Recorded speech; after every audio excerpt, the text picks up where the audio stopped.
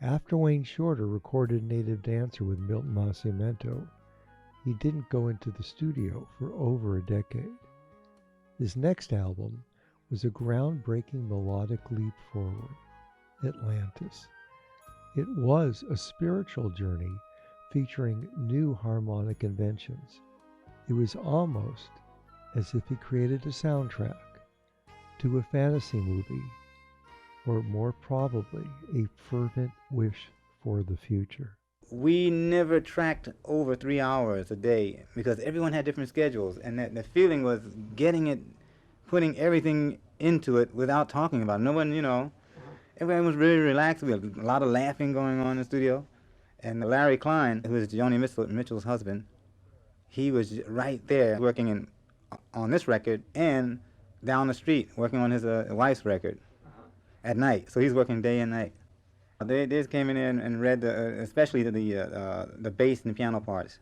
Alejandro had a what do you call it, a whole score to look at too. But there were no drum parts written. He just looked at the score as he played, and they did it so organically. When I was in music class, like say orchestra, modern harmony, we had to write little, short pieces to demonstrate a style. The teachers, the professors used to say, you mix styles together. You mix apples and oranges and everything. And they were saying to stick to the point for the lesson plan or the teaching point. But I found that whatever the style may be, if it's a mixed thing, there's another way of getting a feeling of expressing something that grows. I think a song it's like a vehicle. You can get in it and go for a ride, on Atlantis.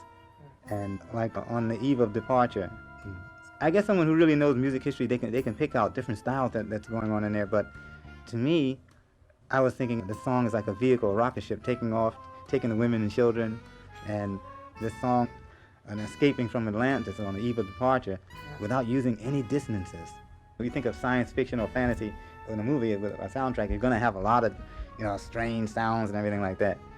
And the title of the album came to me during the third week, like this feeling of Atlantis. I was noodling on the back of the album. You see on the back of the album on the top there's like a little crest or something. That just came out of my hand, was just going, and I looked down and I said, this looks like some Conan stuff, But then inside my life something said Atlantis. Not like that word, but it was the meaning of Atlantis was something was trying to get in touch with me too, I think. Trying to get its spoken word, have it manifest through the album. The feeling was so positive. And now I read in the paper, Russians claim they found Atlantis.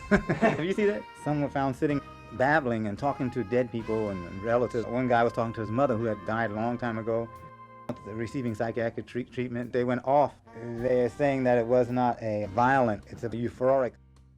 There was a lot of spiritual things going on in the studio during the recording of this album. My good friends, and I'm going to contact every one of them as the days and weeks go by, and really thank them for doing what they did.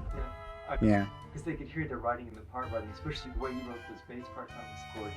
It was really nice. I really loved it. Oh yeah, that's really something there. And another interviewer asked me how did I approach doing this album after not doing an album for 11 years. And I said one thing I didn't want to do was to come out with go at it like I'm going to come out with a shocker, a slam bang home run or something like that. After 11 years, Wayne Shorter comes out with the big thing, Yeah, like you're drowning in a heavy beat or whatever, or do something really out avant-garde, a lot of fast notes and this and that. And like if I did that, you said, guess what I've been doing for 11 years? Nothing. It would sound like just practicing and very, to me, academic or clinical.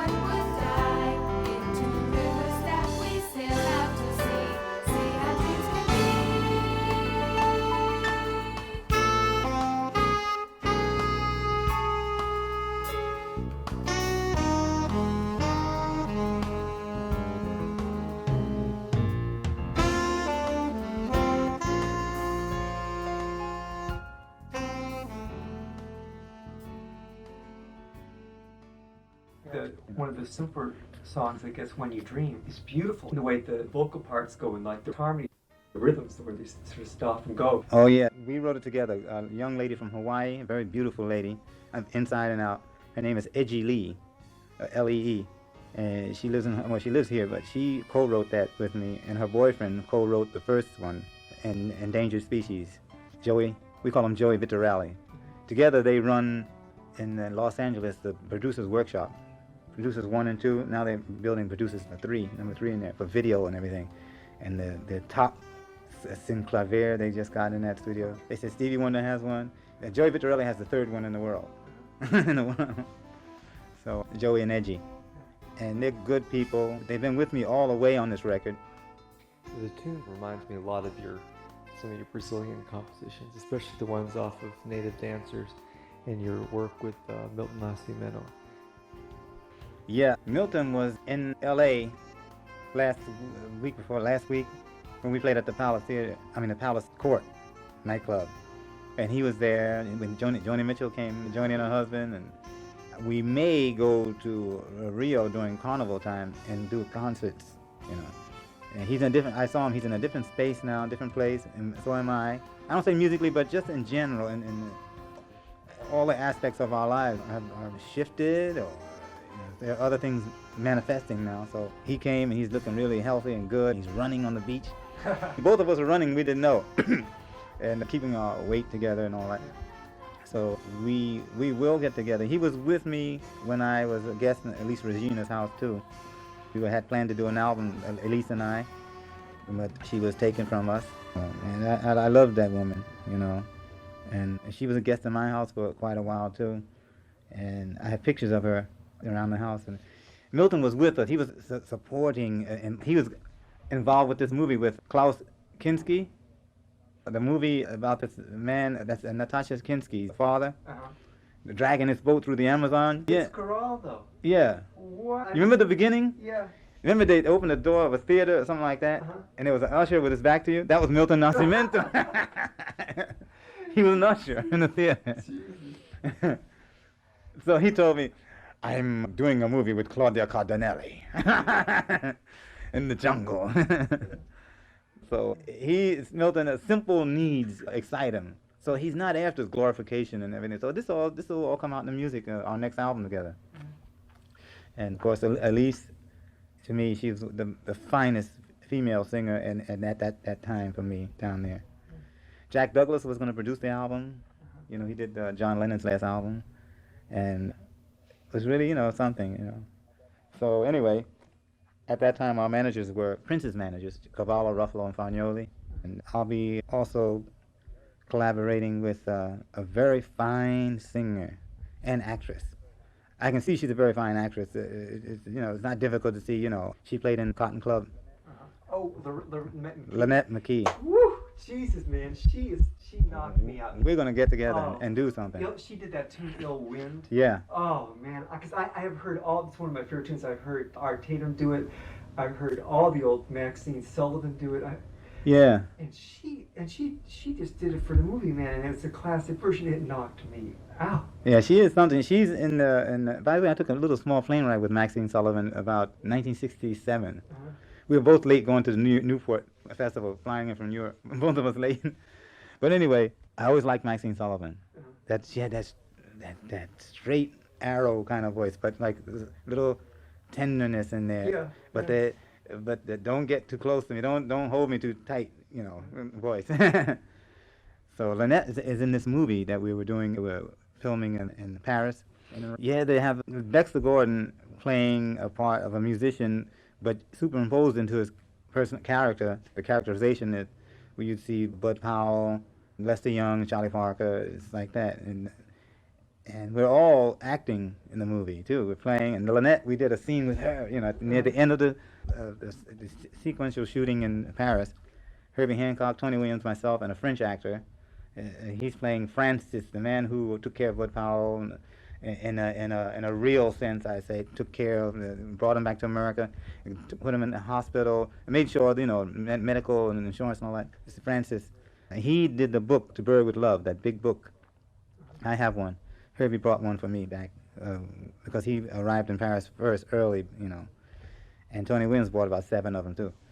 Or, so there's a book coming out on Bud Powell that Francis is working on. So anyway, I can't wait. Lynette, we did a scene together, sort of a closing scene. Lynette sang a song that's related to the movie, but it's a song where she doesn't hold long notes. The long note kind of, the Stormy Weather kind of thing. It's kind of medium bounce thing. Stevie Wonder did the words, and it's incorporated into the storyline of the movie.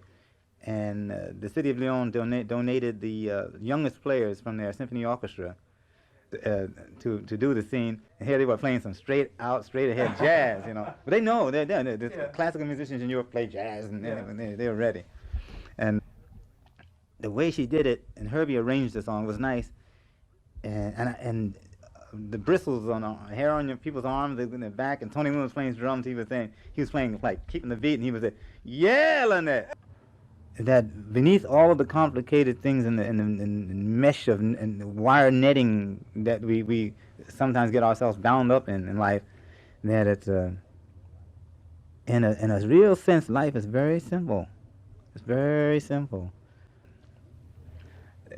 Things that people have that like are immovable, even to the point of being dogmatic about what they think life should be like and everything. It's happening. The breakdown, or I call it mass enlightenment, process of enlightenment, and it's beginning to happen in this. It started to happen in this century, the 20th century. Now, I think we're going to see a real big thing happening in the 21st century, and what a New Year's Eve party that's going to be. I'm ready for the change.